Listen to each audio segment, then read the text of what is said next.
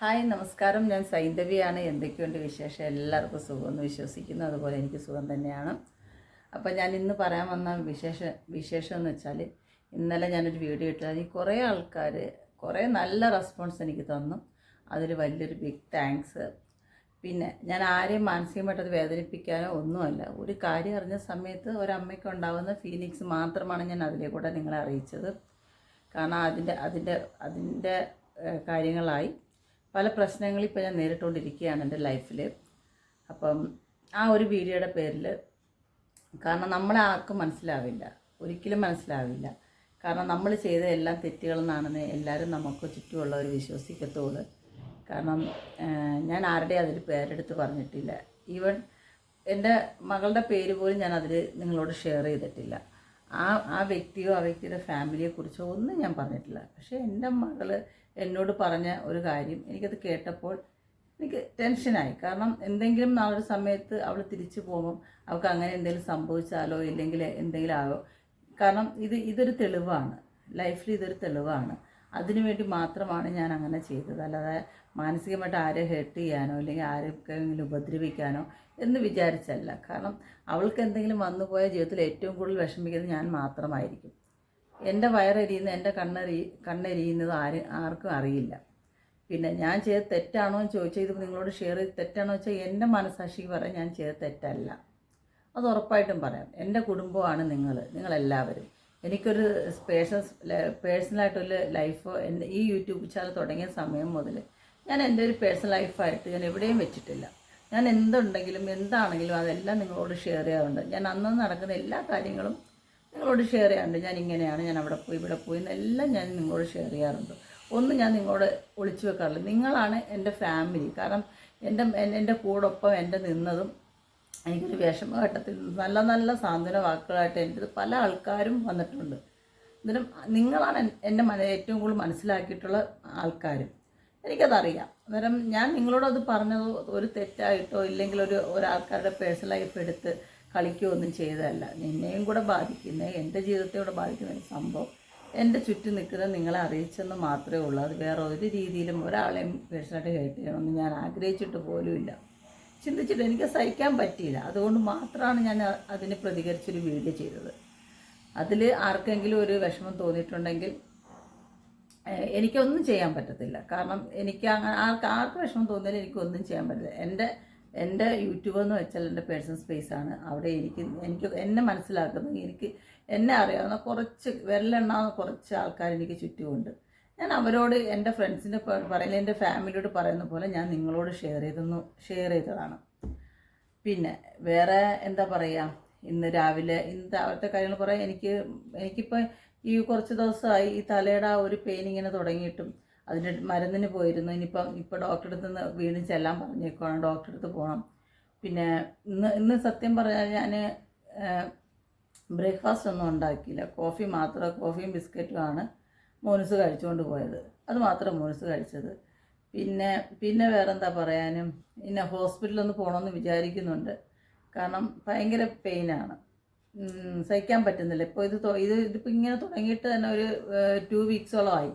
അല്ല, കഴിഞ്ഞ മാസം 16-ാം തീയതി തുടങ്ങി. ഞാൻ അന്ന് ഇതിന് വേണ്ടിയിട്ട് മെഡിസിൻ മേടിച്ച് ഡോക്ടർ പറഞ്ഞ് ഒരു നല്ലോണം ഉറങ്ങിയാലൊക്കെ മാറുമെന്ന് വെച്ചിട്ട് ഉറക്ക ഗുളിയൊക്കെ തന്നതാണ്. പക്ഷേ അത് കഴിച്ചിട്ട് എനിക്ക് ഉറക്കത്തിൽ ഇതിനെ വന്നുകൊണ്ടിരിക്കുകയാണ്. എന്താണ് പ്രോബ്ലം എന്നറിയാം. മൈഗ്രെയിൻ ആണെങ്കിൽ നമുക്ക് കൂടിപ്പോയാൽ 1-2 ദിവസം ഇത് നിൽക്കും, ഇതങ്ങ് മാറും. പക്ഷേ എനിക്കിതൊരു 16-ാം തീയതി മുതൽ തുടങ്ങിയത് ഇതുവരെയ്ക്കും മാറിയിട്ടില്ല. ചിലപ്പോൾ ഞാൻ ഇതിനിടയ്ക്ക് ഈ പെയിൻ കില്ലർ കഴിക്കും. അത് കഴിക്കുമ്പോൾ കുറച്ച് നേരം ഒന്ന് മാറി നിൽക്കും. പിന്നെയും വീണ്ടും ഒരു 1-2 മണിക്കൂർ കഴിയുമ്പോൾ വീണ്ടും ആ പെയിൻ വരും.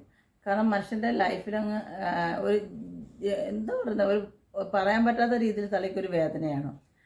അന്നേരം ഇന്ന് ചിലപ്പോൾ ഞാൻ ഡോക്ടറെ അടുത്ത് പോയിരിക്കും. കാരണം ഇതിങ്ങനെ വെച്ചുകൊണ്ട് ഡോക്ടറെ മെനഞ്ഞാന്ന് രാത്രി പോയപ്പം നല്ല രീതിയിൽ BP ഷൂട്ട് ചെയ്തു, നല്ല രീതിയിൽ. ഇനിയിപ്പോൾ ഈ BP കൂടുന്നത് കൊണ്ടാണോ ഇങ്ങനെ വരുന്നതെന്ന് എനിക്കറിയില്ല. എന്തായാലും അന്നാണെങ്കിൽ എനിക്ക് 195 BP അത്രയും ഷൂട്ട് ചെയ്തിട്ടുണ്ടായിരുന്നു. എന്നാൽ ഡോക്ടർ ചോദിക്കുകയും ചെയ്ത് എന്തെങ്കിലും ടെൻഷനുണ്ടോ കാര്യങ്ങളുണ്ടോ എന്ന് ചോദിച്ചപ്പോൾ ഞാൻ പറയാം അങ്ങനെയൊന്നുമില്ല, എന്താണെന്ന് അറിയാമോ, നമുക്ക് എന്ത് പറയാനാണ്, അറിയാൻ വയ്യ എന്ന് പറഞ്ഞു വിട്ടു. പക്ഷെ അവർ പറഞ്ഞു ഇത്രയും BP കൂടി നിൽക്കുന്നത് എന്നോട് പറഞ്ഞ്. ഞാൻ പറഞ്ഞു കുറച്ചേരം ഇവിടെ കിടന്നിട്ട് മാറിയിട്ട് ഞാൻ പറഞ്ഞില്ല മെഡിസിൻ തന്നാൽ മതി ഞാൻ കഴിച്ചോളാന്ന് പറഞ്ഞാൽ അങ്ങനെ ഡോക്ടർ ഉറങ്ങാനൊക്കെ ഉള്ള വീണ്ടും മരുന്നൊക്കെ തന്നു വിട്ടതാണ്. എന്നാലും ഇന്ന് ഡോക്ടറെ അടുത്ത് പോകണമെന്നാണ് പറഞ്ഞിരിക്കുന്നത്. അത് ഞാൻ സത്യത്തിൽ പറഞ്ഞാൽ ഞാൻ ഭയങ്കര ഡൗണാണ്, ഉള്ള കാര്യം പറയാമല്ല. മാനസികമായിട്ട് ഭയങ്കര ഡൗണിലിരിക്കുന്ന ഒരാളാണ് ഇപ്പം. കാരണം എന്താ ഇനി അങ്ങോട്ടുള്ള ലൈഫ് എന്താണോ ഇല്ല അങ്ങോട്ട് എന്താ ചിന്തിക്കേണ്ടതെന്നൊന്നും എനിക്കറിയാൻ വയ്യ. കാരണം നമ്മൾ ജയിക്കണമെന്ന് വിചാരിക്കുന്നിടത്തെല്ലാം നമ്മൾ തോറ്റുകൊണ്ടിരിക്കുകയാണ് ലൈഫിൽ. കാരണം എനിക്ക് എൻ്റെ മകളെന്ന് വെച്ചാൽ എനിക്ക് എൻ്റെ ജീവനാണ്. കാരണം അവൾക്കൊരു പോറലും പറ്റരുത്, അവളൊന്ന് വിഷമിക്കരുത് എന്ന് വിചാരിച്ച് മാത്രമാണ് ഞാൻ ഇപ്പം എന്തിനും അവൾ വിളിക്കുമ്പോൾ എത്ര നാണം കെട്ടാലും കൂടെ ഓടിച്ചു ചെല്ലുന്നത്. പക്ഷെ അവൾക്കത് മനസ്സിലാവുന്നില്ല. പിന്നെ അവൾക്ക് തിരിച്ച് ആ ഒരു വ്യക്തിയോട് പോകണം, സന്തോഷമായിട്ട് ജീവിക്കണമെങ്കിൽ ജീവിച്ചോട്ടെ, എനിക്ക് യാതൊരു പ്രശ്നവുമില്ല. എനിക്കിപ്പോൾ ഇതൊക്കെയാണ് കേസിനോട് പറയാനുള്ളത്. അപ്പോൾ എല്ലാവരും സന്തോഷം സമാധാനത്തോടെ ഇരിക്കുക. കാരണം ഞാൻ എഗെയിൻ പറയാണ്, നമ്മൾ മക്കളെ കണ്ടും പാമ്പും കൊണ്ടും കൊതിക്കരുത്. കാരണം നമുക്ക് പെയിനാണ് എപ്പോഴും തരുന്നത്. കാരണം നമ്മളെ മനസ്സിലാക്കാതെ വേറുള്ളവരെ മാത്രം മനസ്സിലാക്കുന്നത് കാണുമ്പോൾ നമുക്ക് ഭയങ്കര വിഷമം വരും. നമ്മളൊന്നുമല്ലാത്തവരെ പോലെ ആയിപ്പോയല്ലോ എന്നൊരു ചിന്ത വരും. അത് കണക്ക് എന്തൊക്കെയോ ആൾക്കാർ പല പ്രശ്നങ്ങളുണ്ട്. എനിക്കറിയാൻ വയ്യ കേസ് ഇതൊക്കെ എവിടെ ചെന്ന് നിൽക്കുമെന്ന് പോലും എനിക്ക് ചിന്തിച്ചിട്ട് ഒരു എത്തും പിടിയും കിട്ടുന്നില്ല. അപ്പോൾ എനിക്കിത് നിങ്ങളോട് പറയാനുള്ളത് ഇതൊക്കെ തന്നെയാണ്. എല്ലാവരും സുഖമായിട്ടിരിക്കുക. മഴയൊക്കെ ഉണ്ട്, ഇന്ന് രാവിലെ ഇപ്പോൾ മഴ പെയ്യുന്നുണ്ട്. ഓണമൊക്കെ ഇങ്ങനെന്താ പറയുക, കർക്കിടകം വന്നിട്ട് കാരണം ഓണത്തിനാണ് നമ്മുടെ കടയിൽ സെയിൽ നടക്കുന്നത്. ഓണമൊക്കെ ഇങ്ങനെ വരാറായി. അതിൻ്റെയും തലവേദന കുറച്ച് പ്രശ്നങ്ങളുണ്ട്. കാരണം ഓണത്തിന് മുമ്പ് എല്ലാ സാധനങ്ങളും എല്ലാം ചെയ്തെടുക്കണം. അങ്ങനെ ഒന്നും ചെയ്യാൻ പറ്റുന്നില്ല. ഒരവസ്ഥ പറഞ്ഞാൽ ഒരു കാര്യങ്ങളും ചെയ്യാൻ പറ്റുന്നില്ല. അങ്ങനെയൊക്കെയാണ് ഇരിക്കുന്നത്. അപ്പോൾ എല്ലാവരും എന്താ പറയുക, എന്തൊക്കെയുണ്ട് എല്ലാവർക്കും വിശേഷം, എല്ലാവരും എന്തൊക്കെയായിട്ട് ഇരിക്കുന്നു. പിന്നെ എനിക്ക് ഒത്തിരി മെസ്സേജ്, ഒത്തിരി വെച്ചാൽ ഞാൻ ചിന്തിക്കുന്നതിനപ്പുറത്ത് ആൾക്കാർ എന്നെ സ്നേഹിക്കുന്നുണ്ടോയെന്ന് അറിഞ്ഞതിൽ എനിക്ക് വളരെ വളരെ സന്തോഷമാണ്. എനിക്ക് ആരൊക്കെ ഉണ്ടെന്നുള്ളൊരു തോന്നലാണ്. സത്യം പറയാൻ എനിക്ക് പുറത്ത് സംസാരിക്കാൻ അറിയാത്തൊരു വ്യക്തിയായിരുന്നു. ഞാൻ നിങ്ങളോട് തുറന്നു പറയുകയാണ്. കാരണം എവിടെയും ഞാൻ ഒന്ന് ഒതുങ്ങി ജീവിക്കുന്നൊരു വ്യക്തിയായിരുന്നു. പക്ഷേ എനിക്ക് സംസാരിക്കാൻ അറിയില്ലായിരുന്നു. പക്ഷേ നിങ്ങളാണ് എന്നെ സംസാരിക്കാൻ പഠിപ്പിച്ചതും എനിക്ക് ധൈര്യം തന്നതും എല്ലാം നിങ്ങൾ തന്നെയാണ്. മനസ്സിലായോ? ഒരു രീതിയിൽ എന്ത് ചെയ്യണം ഇല്ലെങ്കിൽ അങ്ങനെ ആവണം എന്ന് പറഞ്ഞ് എൻ്റെ വീഡിയോ കണ്ട് എന്നെ പ്രോത്സാഹനം നൽകിയത് നിങ്ങൾ തന്നെയാണ്. അതെനിക്കൊരിക്കലും മറക്കാൻ പറ്റത്തില്ല. ഞാൻ എന്താണെന്ന് ഞാൻ തുറന്ന പുസ്തകമാണെന്ന് എനിക്ക് ഒരു ഒളിവോ മറയോ ഇല്ലെന്ന് ഞാൻ നിങ്ങളുടെ മുമ്പ് തെളിയിച്ച് തന്നിരിക്കുക. എൻ്റെ കാര്യങ്ങൾ എല്ലാം, ചില കാര്യങ്ങളൊക്കെ ഞാൻ പലപ്പോഴും ഒളിപ്പിച്ച് വെച്ചിട്ടുണ്ട്. അത് വേറെ ഒന്നും കൊണ്ടല്ല, വേറെ ആരെയും നമ്മൾ മനസ്സുമായിട്ട് വേദനിപ്പിക്കേണ്ടത്. പക്ഷെ ആ ഒരു വാക്ക് കേട്ടപ്പോൾ എനിക്ക് സഹിക്കാൻ പറ്റുന്ന അപ്പുറത്തായിപ്പോയി. അതാണ് എൻ്റെ കൺട്രോൾ പോയത്. ഇതൊന്നും എൻ്റെ സ്വകാര്യതയായിട്ടില്ല. ഞാനെന്ന് പറയുന്ന വ്യക്തി നിങ്ങളാണ് എന്നെ ഇങ്ങനെ ഇപ്പോൾ ആക്കിയത്. കാരണം എനിക്ക് ഇത്ര ധൈര്യവും എനിക്ക് ഈ സമൂഹത്തിൽ ജീവിക്കണമെന്നൊക്കെ ഒരു തോന്നൽ തന്നതും നിങ്ങൾ തന്നെയാണ്. ആരുമില്ലാതെ ഒതുങ്ങി ഒരു കാര്യങ്ങളോടും സംസാരിക്കാതെ പ്രതികരിക്കാതെ എല്ലാവരുടെ വായിൽ നിന്നും കേട്ടിട്ടുണ്ട്. ഉള്ളത് പറയാതെ എല്ലാവരുടെ വായിൽ നിന്ന് കേട്ടിട്ട് മിണ്ടാതിരുന്നൊരു വ്യക്തിയാണ് ഞാൻ. പക്ഷേ എനിക്കതൊക്കെ അങ്ങനെയല്ല, നമ്മൾ മാറണം എന്നുള്ളൊരു ഇത് എനിക്ക് കിട്ടിയത് യൂട്യൂബ് ചാനലിൽ കൂടെയാണ്. കാരണം നമ്മളെ ഒരാൾ ഉപദ്രവിച്ചാൽ നമ്മളതിന് പ്രതികരിക്കണമെന്ന് എനിക്ക് മനസ്സിലാക്കി തന്ന യൂട്യൂബ് ചാനൽ തന്നെയാണ്. ഒരിക്കലും അല്ലെന്ന് ഞാൻ പറയത്തില്ല. അതിലൂടെ നിങ്ങളുടെ പ്രോത്സാഹനം, പിന്നെ എൻ്റെ ഫ്രണ്ട് സൗമ്യ, അതുപോലെ എൻ്റെ മോനൂസ്, അവരെല്ലാവരും ഞാൻ ചെയ്യുന്ന ഒന്നിനും ഒരിതും പറഞ്ഞിട്ടില്ല. പിന്നെന്താ പറയുക, എടുത്തു പറയാനാണെങ്കിൽ പല ആൾക്കാരുണ്ട്, ഉള്ളത് പറയല്ലേ. പിന്നെ എൻ്റെ സിസ്റ്റർക്ക് ചില കാര്യങ്ങളൊന്നും ഇഷ്ടപ്പെടത്തില്ല. അവൾ എന്നെ അപ്പം തന്നെ വിളിച്ചതിനോട് പ്രതികരിക്കുകയും ചെയ്യും. പക്ഷെ ഞാൻ എന്ത് ചെയ്താലും അത് എൻ്റെ ഇഷ്ടത്തിനാണ്. മനസ്സിലായോ? എന്ത് ചെയ്താലും എന്ത് പറയുന്നാലും എന്നെക്കുറിച്ച് എന്നെ ബാധിക്കുന്ന എൻ്റെ സ്വന്തം കാര്യങ്ങൾ മാത്രമാണ് നിങ്ങളോട് ഞാൻ ഷെയർ ചെയ്യുന്നത്. അല്ലാതെ പുറത്ത് പിന്നെ കാണുന്ന പെണ്ണുങ്ങൾക്ക് വേണ്ടിയിട്ടുള്ള കാണുന്ന രീതിയിൽ പ്രതികരിക്കും. ഞാൻ തന്നെ ഇപ്പം തന്നെ ഞാൻ ഗിരിജയെക്കുറിച്ച് ഞാൻ പ്രതികരിച്ച്. കാരണം അവരെക്കുറിച്ച് വരുന്ന ഓരോ വീഡിയോകൾ കണ്ടപ്പോൾ ഞാൻ അന്തിച്ചു പോയി. കാരണം നമ്മളൊരു മനുഷ്യരെ കാണുന്നവർക്കല്ലല്ലോ അവരെയൊക്കെ ലൈഫ് ഒന്ന് ചിന്തിച്ചു പോയി. കാരണം എനിക്കത് ഭയങ്കര കുറ്റബോധമുണ്ട്. ഉള്ള സത്യം ഞാൻ പറയില്ല, ഭയങ്കര കുറ്റബോധമുണ്ട്. കാരണം എന്താ പറയുക, ആ പെൺകുട്ടിയെ കല്യാണം കഴിപ്പിച്ചത് തന്നെ അത് ഗർഭിണിയാക്കിയിട്ടാണെന്നൊക്കെ ഇങ്ങനെ ഓരോ ന്യൂസുകൾ. ഇതൊന്നും സത്യമാണോ എന്ന് എനിക്കറിയില്ല. ഉള്ള സത്യം ഞാൻ പറയുകയാണ്. കാരണം ഏതൊരു മക്കളെയായാലും അങ്ങനെ അവസ്ഥയിൽ കൊണ്ട് എത്തിക്കാതിരിക്കുക. കാരണം ഏതൊരു മക്കളൊരു അനാഥാലയത്തിൽ പോകുന്നവർക്ക് ആരുമില്ലെന്ന് വെച്ചിട്ടാണ് അന്നേരം അവരെയൊക്കെ അവിടെയും വെച്ച് ദ്രോഹിക്കുക. എന്താണ് ഇതിലെന്താണ് യഥാർത്ഥ കാര്യങ്ങളോ അല്ലെങ്കിൽ എന്താണ് ഇതിൻ്റെ യഥാർത്ഥ പേപ്പറുകളോ ഒന്നും നമ്മൾ ആരും കണ്ടിട്ടില്ല. പല ആൾക്കാർ പല ചാനലിൽ വന്നിരുന്ന് പലതും പറയുന്നു. ഞാനും ആ ഗിരിജ എന്ന് പറയുന്ന സ്ത്രീയോട് എനിക്ക് ബഹുമാനം തന്നെ ആണ് ആയിരുന്നു ഉള്ള സത്യം പറയാല.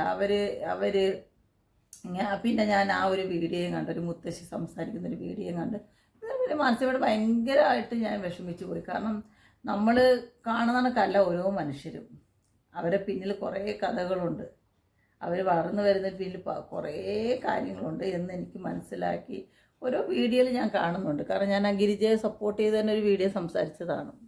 അതുപോലാണ് രേണുസുധീനെ ഞാൻ സപ്പോർട്ട് തന്നെ ചെയ്യും. കാരണം ആ സ്ത്രീ ഒരിക്കലും ഒരാളെ ഉപദ്രവിക്കുകയോ അല്ലെങ്കിൽ ഒരാളെ തോന്നിയാസം പറയുകയോ ഒന്നും ചെയ്തില്ല. അവരെയാണ് ഈ ആൾക്കാരെല്ലാവരും പിന്നാലെ നടന്ന് ഉപദ്രവിക്കുന്നത്, എല്ലാ മനുഷ്യരും. കാരണം ഒരാവശ്യവുമില്ല, ആ സ്ത്രീക്ക് നമ്മൾ ആരും കൊടുത്തല്ല അവർ ജീവിക്കുന്നത്. പിന്നെ താമസിക്കാൻ സുധിയുടെ ഒരു ലേബിൾ വെച്ച് അവർക്കൊരു വീട് കിട്ടി.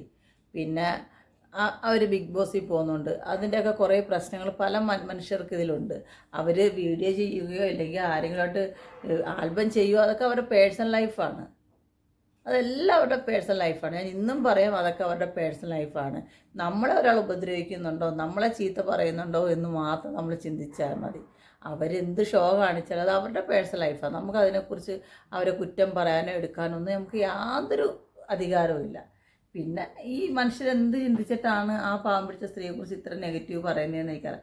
അവർക്ക് അവരുടെ ഭർത്താവിൻ്റെ ഷർട്ട് എടുക്കാനും ബാഗ് എടുക്കാനും അല്ലെങ്കിൽ ആ പുള്ളി മരിച്ച സമയത്ത് യൂസ് ചെയ്ത ഷർട്ട് എടുക്കാൻ അവരുടെ അവകാശമാണ്.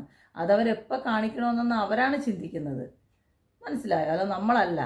അതിനെ തുടർന്ന് പല ആൾക്കാരും തോന്നിവാസങ്ങളും അതും ഇതും എല്ലാം അവരെ പറയുന്നുണ്ട്. പിന്നെ അവരുടെ വീഡിയോകൾക്കടിയിൽ വരുന്ന കമൻസ്, അവരെ വെറുതെ വിട്. അവർ ഒരു താഴ്ന്ന രീതിയിൽ നിന്ന് അവർ ഉയർന്നു വന്നത് കൊണ്ടാണോ അവർ ചെയ്യുന്ന എല്ലാം ബുദ്ധിമുട്ടായിട്ട് നീ നാട്ടുകാർക്ക് തോന്നുന്നതെന്നാണ് എനിക്കൊരു ഡൗട്ട്. പിന്നെ രേണുസുധി അവരുടെ ലൈഫിൽ അവരുടെ മകനെ വളർത്താൻ വേണ്ടിയിട്ട് മൂത്ത കുട്ടിയുടെ അവൻ്റെ അച്ഛൻ്റെ ഫാമിലിയുടെ കൂടെയാണ് ആ കുട്ടി വളരുന്നത്. പിന്നെ അതിനെ ഈ ഏതോ ചാനലുകാരാണ് പഠിപ്പിക്കുന്നത്. പക്ഷേ ഇളയ കുട്ടിക്ക് അങ്ങനെയല്ലല്ലോ. ഇളയ കുട്ടിക്ക് അമ്മയുണ്ട്. അതായത് ആ അമ്മയുടെ തണലിൽ വേണമല്ലോ ആ കുട്ടി വളരാനും അതിൻ്റെ അങ്ങോട്ടുള്ള ജീവിതം എന്താണെന്ന് നോക്കാനും എല്ലാം. പിന്നെ ഒരു സുപ്രഭാതത്തിൽ ഈ പുള്ളിക്കാരിക്ക് എന്തെങ്കിലും ചെയ്യാൻ തോന്നിക്കഴിഞ്ഞാൽ നമ്മൾ ആരോട് സമാധാനം പറയാനാണ്? ഒന്നും ചെയ്യാം. കാരണം എനിക്ക് മനസ്സിലാവും, ഒരു സ്ത്രീ ഒറ്റയ്ക്ക് ജീവിച്ചാൽ അവർ അനുഭവിക്കുന്ന പ്രശ്നങ്ങൾ എന്താണെന്നും ഏതെല്ലാം ഇഷ്യൂസിലൂടെ അവർ കടന്നു പോകുമെന്നും എനിക്ക് നല്ല വൃത്തിയായിട്ട് അറിയാം. ഞാനത് കുറേ അനുഭവിച്ച സ്ത്രീയാണ്. അതുകൊണ്ട് എനിക്ക് ആ സ്ത്രീയുടെ വികാരവും കാര്യങ്ങളെല്ലാം മനസ്സിലാവും. അവരൊരു മകനെ വളർത്താൻ വേണ്ടി ഏതൊക്കെ രീതി കഷ്ടപ്പെടുമെന്നും എനിക്ക് നല്ല വൃത്തിയായിട്ട് മനസ്സിലാക്കാം. അതുകൊണ്ടാണ് ഞാൻ രേണുസുധീനെ അന്ന് സപ്പോർട്ട് ചെയ്തൊരു വീഡിയോ ഇട്ടത്. ഇന്നും ആ സ്ത്രീയെ ഞാൻ സപ്പോർട്ട് തന്നെ ചെയ്യുന്നത്, ഒരിക്കലും സപ്പോർട്ട് ചെയ്യാതിരിക്കത്തില്ല. പിന്നെ ഈ ഗിരിജയുടെ കാര്യത്തിൽ എനിക്ക് എവിടെ ഒരു ചെറിയ മിസ്റ്റേക്ക് പറ്റി എന്നൊരു ചെറിയൊരു ഫീല്, അത് എന്താണെന്ന് എനിക്കറിയില്ല. കാരണം പുള്ളിക്കാരി ഇങ്ങനെയൊക്കെ ചെയ്യുമോ ഇല്ലെങ്കിൽ ഇങ്ങനെയൊക്കെ ചെയ്യാൻ പറ്റുന്നതാണോ എന്നൊക്കെ ഒരു ചിന്ത. കാരണം പല വീഡിയോകൾ പലതാണ് ഞാൻ അവരെക്കുറിച്ച് കാണുന്നത്. കാരണം ഞാൻ ഇവർക്ക് സപ്പോർട്ട് ചെയ്തൊരു വീഡിയോ ചെയ്തതിനെ തുടർന്ന് പല ആൾക്കാരും എനിക്ക് പല മെസ്സേജുകളും അയക്കുന്നുണ്ട്, ഉള്ള സത്യം പറയാമല്ല. അതിൽ അവരുടെ മെസ്സേജുകളൊക്കെ എനിക്ക് പേഴ്സണൽ എൻ്റെ വാട്സപ്പിൽ വരാറുണ്ട്. അവരിങ്ങനെ ചെയ്തു മറ്റേ ചെയ്തു മറിച്ച് ചെയ്തു പറഞ്ഞ വീഡിയോകൾ എനിക്ക് പേഴ്സണൽ വരാറുണ്ട്. അപ്പം ഞാനിതെല്ലാം കാണുമ്പോഴും ഞാനും എവിടെയോ ഒരു മിസ്റ്റേക്ക് ചെയ്ത മാതിരി ഫീലാണ് വരുന്നത്. കാരണം അനാമിക 7ാം മാസത്തിൽ പ്രസവിച്ചു എന്നൊക്കെ പറയുന്നു. എന്നെയും 7ാം മാസത്തിൽ പ്രസവിച്ച ഒരു കുട്ടിയാണ് ഞാനും. അതുപോലെ എനിക്ക് പല അസുഖങ്ങളും എന്നെ സംബന്ധിച്ച് ഒരു പൂർണ്ണ ആരോഗ്യവതിയായ കുട്ടിയല്ലായിരുന്നു എൻ്റെ പ്രായത്തിൽ. അത് എൻ്റെ അമ്മ എപ്പോഴും പറഞ്ഞ് ഞാൻ കേട്ടിട്ടുണ്ട്. 7ാം മാസത്തിലാണ് എന്നെ പ്രസവിച്ചത്. പക്ഷെ അതിൻ്റെയൊക്കെ പല പല പ്രശ്നങ്ങൾ ഇന്നും എൻ്റെ ലൈഫിലുണ്ട്. കാരണം ഞാൻ ഒരു പൂർണ്ണ ആരോഗ്യവതിയായ സ്ത്രീ അല്ല. എനിക്ക് ജന്മം തന്ന ആ സമയം മുതൽ എന്നെ അത്രയും രീതിയിൽ നോക്കി പൊതിഞ്ഞ് എത്രയോ മാസം കുളിപ്പിക്കാതൊക്കെ വെച്ചിരുന്നാണ് എന്നെ ഇന്ന് ഈ രൂപത്തിൽ ഇല്ലെങ്കിൽ ഈ ഒരു സ്ത്രീ ആക്കി എൻ്റെ ഫാമിലി, എൻ്റെ അമ്മ എന്നെ ആക്കിയെടുത്ത്. എൻ്റെ അമ്മൂമ്മ കേട്ടോ, എൻ്റെ അമ്മയും എൻ്റെ അമ്മൂമ്മയും. കാരണം എൻ്റെ അമ്മൂമ്മ എനിക്ക് എന്തൊക്കെയോ അസുഖങ്ങളുണ്ടായിരുന്നു. അന്നേരം അന്നത്തെ കാലത്ത് ഇന്നത്തെ വലിയ ഫെസിലിറ്റിയോ കാര്യങ്ങളോ ഒന്നുമില്ല. അന്നേരം എൻ്റെ അമ്മൂമ്മ പറഞ്ഞ് കേട്ടിട്ടുണ്ട് 7:30 വെളുപ്പാൻ കാലത്ത് എന്തോ ഈ പക്കിക്കുറ്റം അങ്ങനെ എന്തൊക്കെയോ ഒരു അസുഖം എനിക്കുണ്ടായിരുന്നു ആ ചെറിയ പ്രായത്തിൽ. ഒരു 7:30 വെളുപ്പാൻ കാലത്ത് ഏതോ ഒരു സ്ഥലത്ത് കൊണ്ടുപോകണം. അവിടെ പോയി അതും ഈ മുറത്തിലൊക്കെയാണ്. അത് അന്നത്തെ കാലത്തുള്ള ആ ഒരു വൈദ്യവും കാര്യങ്ങളൊക്കെയാണ്. ഇന്ന് ഒത്തിരി വളർന്നു. പിന്നെ ഇൻക്യുബേറ്ററിലൊക്കെ വെക്കും. അങ്ങനെയൊക്കെ പല കാര്യങ്ങളുണ്ട്. മാസം തികച്ചില്ലെങ്കിൽ ഇത്ര മാസം ഇത്ര ദിവസം വരെ ഇൻക്യുബേറ്ററിൽ വെക്കും. അങ്ങനെ കുറേ പിള്ളേർക്ക് വേണ്ടി തന്നെ ICU അങ്ങനെ കാര്യങ്ങൾ നമ്മുടെ ഏതൊരു ഹോസ്പിറ്റലിൽ ഇങ്ങനെ പ്രസവം നടക്കുന്ന ഹോസ്പിറ്റൽ, ഗവൺമെൻറ് ഹോസ്പിറ്റലായാലും പ്രൈവറ്റ് ഹോസ്പിറ്റലായാലും അവിടെ ഭയങ്കരമായിട്ടുണ്ട്. അന്നേരം അങ്ങനെയൊക്കെ ഒരു പ്രശ്നം അങ്ങനെയൊക്കെ ഉള്ളൊരു കുട്ടീനെ നമുക്ക് നോർമലായിട്ട് ഒരു പൂർണ്ണ ആരോഗ്യത്തോടെ ഒരിക്കലും കിട്ടത്തില്ല. അങ്ങനെ ഒരു കുട്ടിയെ കിട്ടണമെങ്കിൽ തന്നെ അത് കറക്റ്റായിട്ട് 9 മാസവും പിന്നെ ഈ ഇപ്പം തന്നെ എല്ലാ സ്കാനിങ്ങും കാര്യങ്ങളും ഒക്കെ ഉണ്ട്. നമ്മുടെ കുട്ടിക്ക് എന്തെങ്കിലും പ്രശ്നം ഉണ്ടോ എന്ന് അറിയാനുള്ള കാര്യങ്ങൾ. അന്നത്തെ കാലത്ത് അതൊന്നും ഇല്ല കേട്ടോ, ഉറപ്പിച്ച് പറയാം. അന്നത്തെ കാലത്ത് ആ ഒരു കാര്യങ്ങൾ എൻ്റെ ചെറുപ്പകാലത്ത് അങ്ങനത്തെ കാര്യങ്ങളൊന്നുമില്ല. പിന്നെ കാലക്രമേണ നമ്മുടെ കുട്ടിക്ക് വയറ്റിൽ കിടന്ന് എന്തൊക്കെ സംഭവിക്കും എന്തൊക്കെ സംഭവിക്കത്തില്ല എന്നുള്ള എല്ലാ തെളിവുകളും എല്ലാം നമുക്ക് സ്കാൻ ചെയ്താൽ അറിയാൻ പറ്റും. അതായത് എൻ്റെ അമ്മയുടെ പ്രായത്തിലൊന്നും സ്കാനിങ്ങോ അങ്ങനെ കാര്യങ്ങളൊന്നും ഇല്ല. അതിൽ അവരൊക്കെ അത്രയും കഷ്ടപ്പെട്ട് അത്രയും രീതിയിലാണ് ആ സമയത്തെല്ലാം ചെയ്തുകൊണ്ടിരുന്നത്. പിന്നെ ഇന്നത്തെ കാലം കുറേ കാലങ്ങൾ മാറി പല രീതികളായി. അന്നേരം എന്താണ് ഇതിൻ്റെയൊക്കെ സത്യാവസ്ഥ എന്താണോ, ഇല്ലെങ്കിൽ അനാമിക അങ്ങനെ കല്യാണത്തിന് മുമ്പ് അങ്ങനെ ഒരു പീഡനത്തിന് ഇരയായിട്ടുണ്ടോ എന്നും എനിക്കറിയില്ല. ആ കുട്ടീനെ കുറിച്ച് പേര് പറഞ്ഞത് സോറി, എനിക്കറിയില്ല. അപ്പോൾ എന്താ പറയുക, നമ്മൾ ആരെയും ഉപദ്രവിക്കാനോ ആരെയും ഇത് വയ്ക്കാനോ എല്ലാം ഗിരിജയ്ക്ക് സപ്പോർട്ട് ചെയ്താൽ ഗിരിജ നല്ലൊരു സ്ത്രീയാണ് എന്നാണ് എൻ്റെ വിശ്വാസം. അങ്ങനെ തന്നെയാണ്. ദൈവം അങ്ങനെ തന്നെ എത്തിച്ചോട്ടെ. കാരണം ഒരു ചെറിയ അതായാലും ഒരു വലിയൊരു സ്ഥാപനം കെട്ടിപ്പൊക്കാൻ പെടുന്ന പാട് വലുതാണ് ഓരോ ആൾക്കാർക്കും. പിന്നെ ഇതിൻ്റെ മറവിൽ അവരെന്താ എടുക്കുന്നതെന്നൊന്നും എനിക്ക് ഡീറ്റെയിൽ ആയിട്ട് എനിക്കൊന്നും അറിയാൻ അന്ന് ആ വീഡിയോയിൽ പറഞ്ഞു. ഞാൻ അവരെ കണ്ടിരിക്കുന്നത് അവരറിഞ്ഞിരിക്കുന്ന ആ ഒരു വീഡിയോ. പക്ഷെ അവരത്രയും ഒരു പത്രസമ്മേളനം ഇല്ലെങ്കിൽ ആ ഒരു വീഡിയോ ചെയ്ത സമയത്താണ് എനിക്ക് നിരപരാധിയാണ് എന്ന് തോന്നിയത്. കാരണം അവർ കുറേ പേപ്പറും കാര്യങ്ങളെല്ലാം വെച്ചിരുന്നു. അവരതെല്ലാം നോക്കിയാണ് നമ്മളോട് സംസാരിച്ചത്. എല്ലാവരും അങ്ങനെ ചെയ്യുന്നു എന്നാണ് വിചാരിച്ചത്, പക്ഷെ എന്താണെന്ന് എനിക്കറിയില്ല. എനിവേ അവരുടെ മരുമകൾ കുട്ടിയും സുഖമായിട്ടിരിക്കുന്നു എന്ന് വിശ്വസിക്കുന്നു. പക്ഷേ ഇതിൻ്റെ പ്രശ്നങ്ങൾ ആ പയ്യൻ വിഷ്ണു ഇവിടെ ഇല്ലെന്നോ പുറത്തെവിടെ പോയെന്നോ എന്തൊക്കെയോ ന്യൂസുകൾ. എനിവേ എന്തിരുന്നാലും അവരുടെ ഫാമിലി അല്ലെങ്കിൽ ഗിരിജ അത് ചെയ്തിട്ടുണ്ടെങ്കിൽ തീർച്ചയായിട്ടും നിയമത്തിൻ്റെ മുമ്പിൽ കൊണ്ടുവരും. ആൾക്കാരത് കൊണ്ടുവന്നിരിക്കും. എനിക്ക് അത്രയാണ് അവരെക്കുറിച്ച് പറയാനുള്ളത്. ഞാൻ ഒന്നും കൂടെ ശ്രദ്ധിച്ചിട്ടൊരു വീഡിയോ ചെയ്താൽ മതി എന്ന് തോന്നിയത് ആ ഒരു വീഡിയോ ആണ് കേട്ടോ, വേറൊന്നുമല്ല. പിന്നെ രേണു സുധീനെ കഴിവതും നമ്മൾ സപ്പോർട്ട് ചെയ്യുക. അവർ ജീവിച്ചോട്ടെ. അവരിങ്ങനത്തെ പ്രശ്നങ്ങൾ ചെന്നൊന്നും പെടുന്നില്ലല്ലോ. അന്തസ്സായിട്ട് അവർ വീഡിയോ അല്ലേ ചെയ്യുന്നത്. അത് ഏതൊരു സെലിബ്രിറ്റി ആയാലും ഏത് സിനിമാ നടി ആയാലും ചെയ്യുന്നതൊക്കെ അവരും ചെയ്തിട്ടുള്ളൂ. അവർ ഒരു ഭർത്താവ് മരിച്ചുപോയ സ്ത്രീ ആയതുകൊണ്ട് അത് ചെയ്യാൻ പാടില്ല, അവരിങ്ങനെ ചെയ്യാൻ പാടില്ല എന്നൊന്നും എവിടെയോ ഒരു റൂളില്ല. അന്നേരം എന്താ പറയുക, ഇതൊക്കെയാണ് എനിക്ക് നിങ്ങളോട് ഷെയർ ചെയ്യാനുള്ളത്. അപ്പം എന്നെ സപ്പോർട്ട് ചെയ്ത് എൻ്റെ കൂടെ നിൽക്കുന്ന എൻ്റെ എല്ലാ ഫ്രണ്ട്സിനും വളരെ വളരെ താങ്ക്സ്. അതിൽ ചില ആൾക്കാർ പറയുന്നുണ്ട് നിങ്ങളെ കാണണം സംസാരിക്കണമെന്ന്. ഓൾമോസ്റ്റ് എപ്പോൾ വേണമെങ്കിലും നിങ്ങൾക്ക് എന്നെ കാണാൻ വരാം, എനിക്കൊരു കുഴപ്പവുമില്ല. കാരണം എനിക്ക് നിങ്ങളെ കാണുന്നതിനോ എനിക്ക് യാതൊരു മടിയുമില്ല. എപ്പോൾ വേണമെങ്കിലും നിങ്ങൾക്ക് എന്നെ കാണണമെന്ന് ഒരു മെസ്സേജ് ഇട്ടാൽ മതി. കാരണം ഞാൻ താമസിക്കുന്നത് നമ്മുടെ എന്താ പറയുക സിൽവർ സ്റ്റാർ ഐലൻഡിൽ ആണ് താമസിക്കുന്നത്. നിങ്ങൾക്ക് എപ്പോൾ എന്നെ കാണണമെന്ന് തോന്നുന്നു അപ്പോൾ നിങ്ങൾക്ക് എന്നെ കാണാം. അതിലെനിക്ക് ഒരു ബുദ്ധിമുട്ടോ കാര്യങ്ങളോ ഇല്ല. മിക്ക ആൾക്കാരും പറഞ്ഞു എന്നോട് സംസാരിക്കണം കാണണം. പക്ഷേ പേഴ്സണലായിട്ട് നമ്പർ നമുക്കിതിൽ ഈ പ്ലാറ്റ്ഫോമിൽ ഇടാൻ പറ്റില്ല. അത് വേറൊന്നും കൊണ്ടല്ല, നമുക്ക് പല പല ബുദ്ധിമുട്ടുകൾ നമുക്ക് ലൈഫിൽ വരും. അതുകൊണ്ട് മാത്രമാണ് ഞാൻ ആ നമ്പറുകൾ ഇടാത്തത്. പിന്നെ എനിക്ക് എൻ്റെ ഇൻസ്റ്റാഗ്രാം പേജുണ്ട്. അതിൽ വന്നിട്ട് പേഴ്സണലായിട്ട് മെസ്സേജ് ഇട്ട് കഴിഞ്ഞാൽ ഞാൻ തീർച്ചയായിട്ടും അതിൽ നിങ്ങൾക്ക് മറുപടി തരുന്നതായിരിക്കും. ഇല്ലെങ്കിൽ ആ നമ്പർ അതിലിട്ടാൽ ഞാൻ അതിൽ നിങ്ങൾ വിളിക്കുന്നതായിരിക്കും. എനിക്ക് ഒരു പ്രശ്നങ്ങളോ കാര്യങ്ങളോ ഇല്ല. സൈന്ധവി സായ എന്നാണ് എൻ്റെ ഇൻസ്റ്റാഗ്രാം പേജ്. അന്നേരം തീർച്ചയായിട്ടും നിങ്ങൾ അതിൽ വന്ന് എനിക്ക് പേഴ്സണലായിട്ട് മെസ്സേജ് ഇട്ടാൽ മതി. എല്ലാവരും ബ്രേക്ക്ഫാസ്റ്റ് കഴിച്ചു എന്ന് വിശ്വസിക്കുന്നു. അപ്പം വേറൊരു വീഡിയോ ആയിട്ട് ഉടനെ തന്നെ വരാം. Thank you.